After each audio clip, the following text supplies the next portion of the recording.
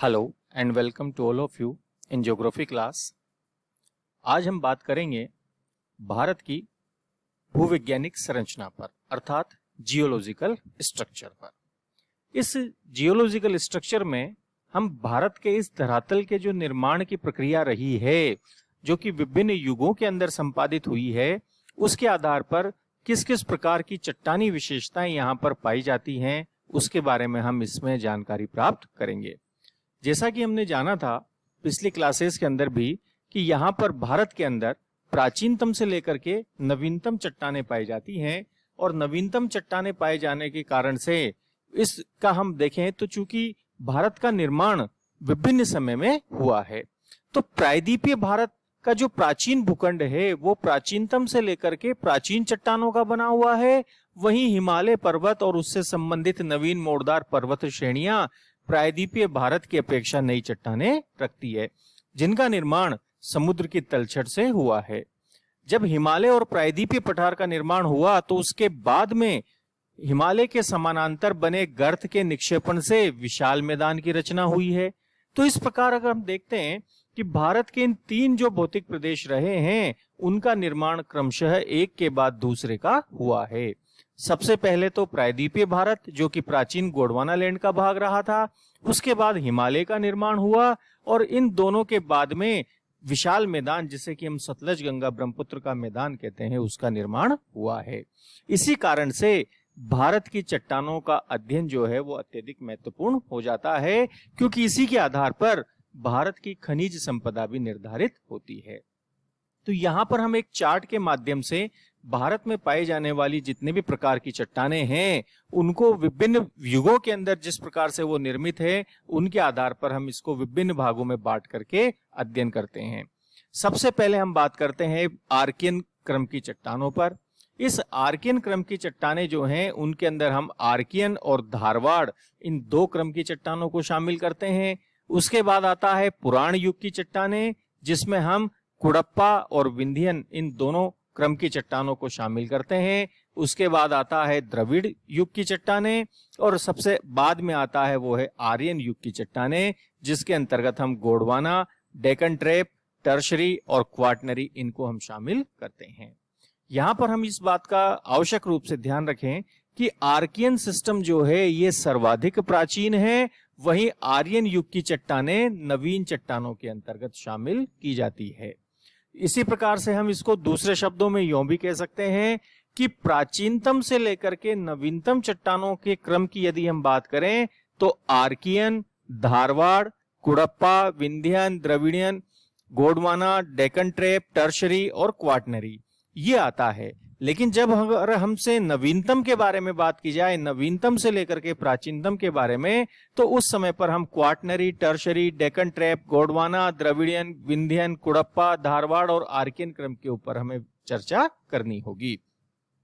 ये प्राचीनतम की चट्टानें हैं और ये नवीनतम चट्टानें हैं। इसका विवरण हमें इसी प्रकार से ध्यान में रखना होगा। अब हम देखते हैं इनकी क्या क्या विशेषताएं हमें यहाँ पर दिखाई देती है। सबसे पहले हम बात करते हैं आर्कियन सिस्टम की, यानी कि आर्कियन चट्टानों की, जो कि भारत की सबसे प्राचीन चट्टानें मानी जाती हैं। इन चट्टानों का निर्माण पृथ्वी के ठंडा होने के फलस्वरूप हुआ गया था। जैसे ही धरातल का निर्माण हुआ पृथ्वी के ठंडा होने पर, उस समय पर जिस धरातलीय भाग का निर्माण हुआ वही आर्कियन क्रम की चट्टानें कहलाती हैं, अर्थात ये गोंडवाना लैंड के रूप में जानी जाती हैं।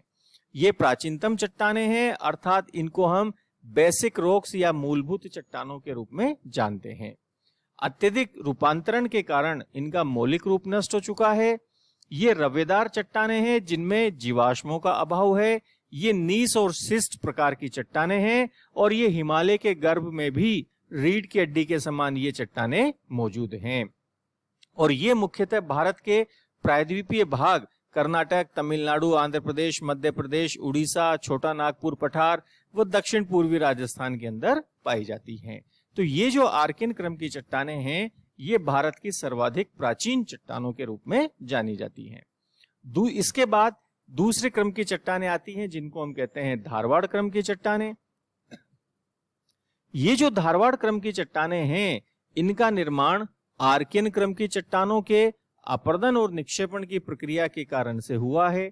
ये प्राचीनतम परतदार चट्टानें मानी जाती हैं।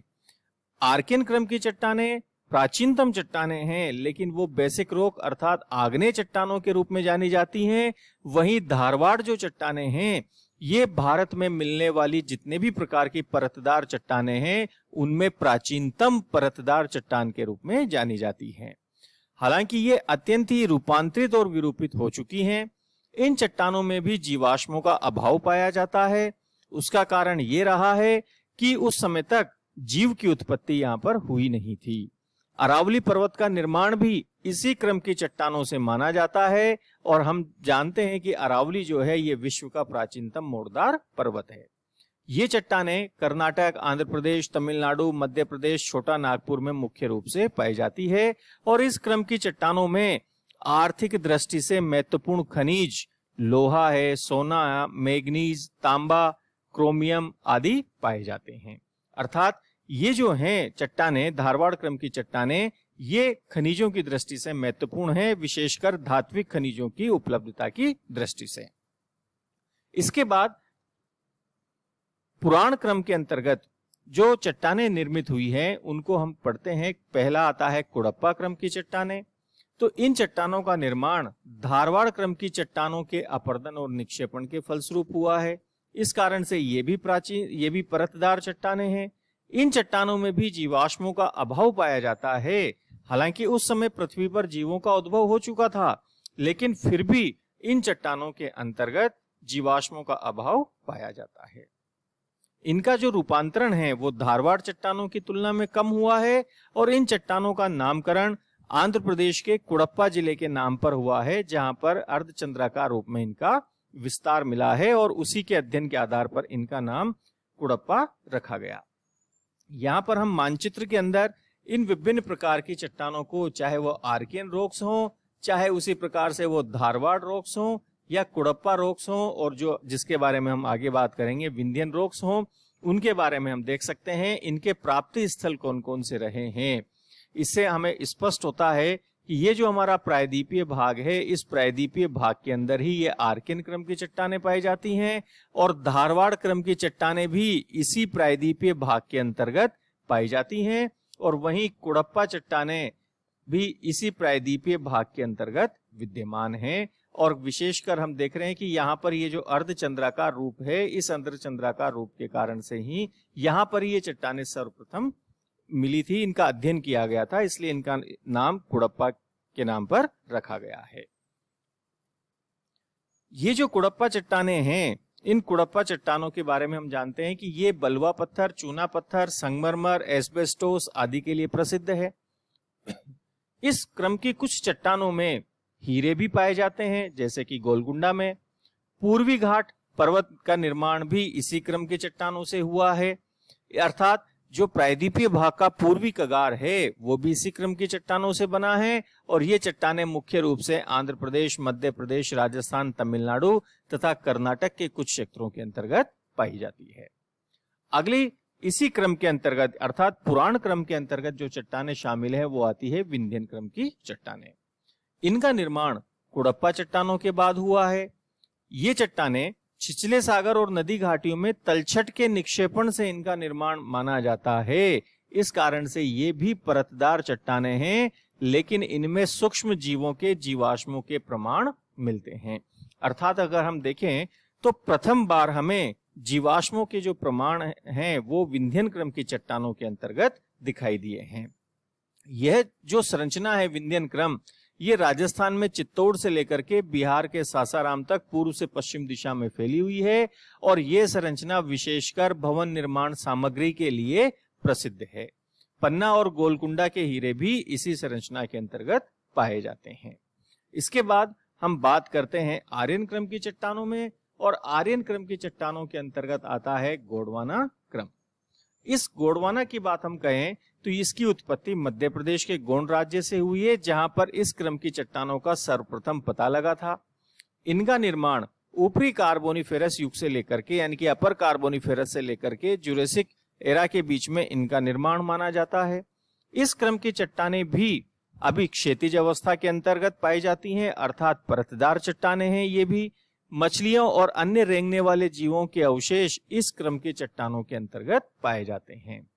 इन चट्टानों की सबसे विशेष बात यह है कि इन चट्टानों का निर्माण जब कार्बोनिफेरस युग में हुआ तो उस समय पर बड़े पैमाने पर भूगर्भिक हलचलों के कारण से वनस्पति जो है वो पृथ्वी के भूगर्भिक भाग में दब गई थी, जिसके कारण से भारत का जो 98% कोयला है, 98% कोयला, वो इसी क्रम की चट्टानों के अंतर्गत पाया जाता है। कार्बोनिफेरस युग में प्रायद्वीपीय भारत में कई दरारों का निर्माण हुआ था और इन दरारों के बीच की भूमि धंसने से कई गर्तों का निर्माण हुआ और इनमें तत्कालीन वनस्पति के दबने से कोयले का निर्माण हुआ है, जैसा कि हमने पूर्व में भी जाना था। तो भारत का जो 98% कोयला है वो गोंडवाना क्रम की चट्टानों के अंतर्गत मिलता है। इसके बाद हम बात करते हैं नेक्स्ट क्रम के बारे में, वो आता है डेक्कन ट्रेप या दक्कन ट्रेप के नाम से हम इसे जानते हैं। मेसोजोइक युग के अंतिम काल में प्रायद्वीपीय भारत के अंदर दरारी उद्गार वाले ज्वालामुखी की क्रिया प्रारंभ हो गई थी, उसके कारण से इन चट्टानों का निर्माण हुआ है। इनके निर्माण का जो काल है वो क्रिटेशियस से लेकर के इयोसीन तक माना जाता है। इसे ट्रेप इसलिए कहा जाता है कि लावा के प्रवाह के कारण से सीढ़ीनुमा आकृति की स्थलाकृति का विकास हुआ है, जिसके कारण से इसे हम ट्रेप के रूप में जानते हैं। ये संरचना जो है ये बेसाल्ट और डोलेराइट रूप में निर्मित है। ये चट्टानें काफी कठोर है और इन चट्टानों के विखंडन से ही काली मिट्टी का निर्माण हुआ है, जिसे हम कपास मिट्टी या रेगुर के नाम से जानते हैं और ये व्यापारिक फसलों की कृषि के लिए सर्वाधिक उपयुक्त मानी जाती है। ये सब संरचना है ये महाराष्ट्र के अधिकांश भाग में, गुजरात में, मध्य प्रदेश में, तमिलनाडु में और आंध्र प्रदेश के कुछ भागों के अंदर पाई जाती है। उत्तर पश्चिमी भाग के अंदर लावा की मोटाई सर्वाधिक 2000 मीटर तक पाई जाती है, वहीं पश्चिम से पूर्व और दक्षिण की ओर इसकी मोटाई में कमी आने लग जाती है।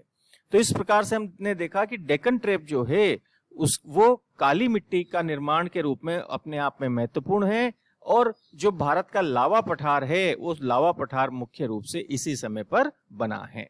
इसके बाद हम बात करते हैं टर्शरी क्रम की चट्टानों पर। ये जो टर्शरी क्रम की चट्टानें हैं ये इयोसीन युग से लेकर के प्लायोसीन युग के बीच में मानी जाती है। इसी समय पर, जैसा कि हमने पूर्व में भी जानकारी प्राप्त की थी, हिमालय श्रृंखला का निर्माण हुआ है। इसी समय पर इयोसीन काल के अंदर रानीकोट और किरथर श्रेणी की चट्टानों का निर्माण हुआ, तो वहीं ओलिगोसीन काल के अंदर नारीगज और मुर्री क्रम की चट्टानों का निर्माण हुआ, जो कि हिमालय क्षेत्र में पाई जाती है। मुर्री चट्टानों का निर्माण नदी और सागर के मिलन स्थल पर हुआ, जबकि शिवालिक की चट्टानें नदीय मानी जाती हैं। असम, राजस्थान और गुजरात में खनिज तेल के भंडार इयोसीन और ओलिगोसीन संरचना में ही पाए जाते हैं और वहीं इस काल की चट्टानों में उत्तर पूर्वी भारत और जम्मू कश्मीर में, साथ ही साथ पश्चिमी राजस्थान के अंतर्गत जो निम्न स्तरीय कोयला है उसका भी निर्माण वो भी इसी संरचना के अंतर्गत पाया जाता है।